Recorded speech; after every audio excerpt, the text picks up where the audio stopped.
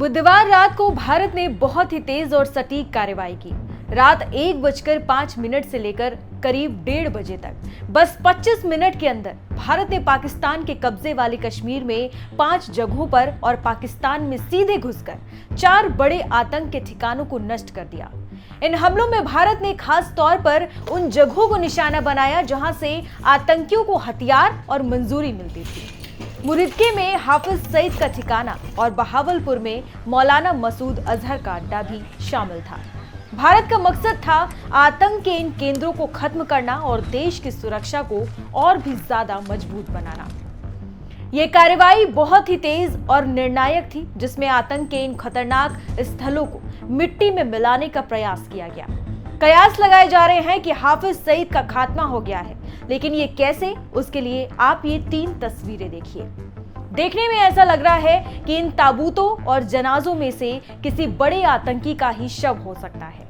पाकिस्तान की तरफ से जो जनाजे पर फूल चढ़ाए गए हैं, उनमें से एक पर लिखा था COAS यानी कि चीफ ऑफ आर्मी स्टाफ, और दूसरे पर राष्ट्रपति का नाम था। साथ ही लश्कर का कमांडर हाफिज अब्दुल रऊफ ने खुद नमाज पढ़ी। इन सब सबूतों और तस्वीरों को देखकर यह सवाल उठ रहा है कि क्या हाफिज सईद या मसूद अजहर में से कोई मारा गया है। ये 3 ऐसी तस्वीरें हैं जिन्होंने सोशल मीडिया पर हलचल तेज कर दी है और कयास लगाए जा रहे हैं कि हाफिज सईद भारतीय एयर स्ट्राइक में मारा गया है, लेकिन सच्चाई अभी सामने नहीं आई है। ऑपरेशन सिंदूर में बहावलपुर के सुभान अल्लाह मकरज को मिसाइल से पूरी तरह से तोड़ दिया गया। ये वो जगह थी जहां पर मसूद अजहर का सबसे बड़ा ठिकाना था। वहीं मुरिदके के मरकज तैयबा पर भी भारत ने हमला किया और हाफिज सईद के सबसे बड़े टेरर पॉइंट को नुकसान पहुंचाया है। अब सवाल उठ रहा है कि पाकिस्तान में निकले ताबूतों का सीधा कनेक्शन इन आतंकियों से हो सकता है। खबरें हैं कि इन ऑपरेशनों में शायद हाफिज सईद या मसूद अजहर में से कोई मारा गया हो। पाकिस्तान के पंजाब प्रांत में एक आतंकवादी के ताबूत पर फूल चढ़ाए गए।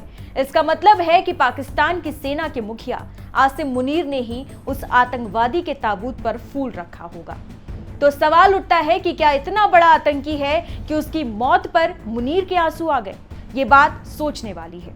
ये दिखाता है कि शायद पाकिस्तान की सेना उस आतंकी को बहुत ही खास समझती है या फिर उसकी मौत से उन्हें गहरा झटका लगा है। ये एक जटिल और दिलचस्प बात है जो हमें सोचने पर मजबूर कर देती है कि आखिर उस आतंकी का क्या महत्व था। अब तक साफ नहीं है कि यह बातें सच हैं या नहीं, पर यह संकेत जरूर हैं कि इन ऑपरेशनों का बहुत बड़ा असर पड़ा है। हो सकता है कि इन दोनों आतंकियों में से कोई घायल हो या फिर मारा गया हो। जो भी हो, ये खबरें बहुत ही अहम हैं और इन पर नजर रखने की बेहद जरूरत है। कल कर्नल सोफिया कुरैशी ने पूरे ऑपरेशन सिंदूर को ब्रीफ किया और बताया कि भारत ने पाकिस्तान के उन 9 कौन से ठिकानों पर हमला किया है।